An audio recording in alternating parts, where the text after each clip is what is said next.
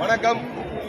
ஈரோடு மாவட்டம் கோபி நகரிலே உள்ள முருகம்புதூரிலே அரசு பெண்கள் மேல்நிலைப் பள்ளியிலே தலைமை ஆசிரியராக இருக்கின்ற சீலாதேவி அவர்கள் பெண்களுக்கு படிக்கின்ற குழந்தைகளை துன்புறுத்துவதாகவும் படிக்கின்ற பெண்களை டெஸ்ட் எடுப்பதாகவும் பல்வேறு குற்றச்சாட்டுகள் அவர் மீது குற்றச்சாட்டப்பட்டு கல்வி அதிகாரி அவர்கள் நேரடியாக நின்று வந்து ஆய்வு செய்தார், சார் ஆட்சியர் ஆய்வு செய்தார்.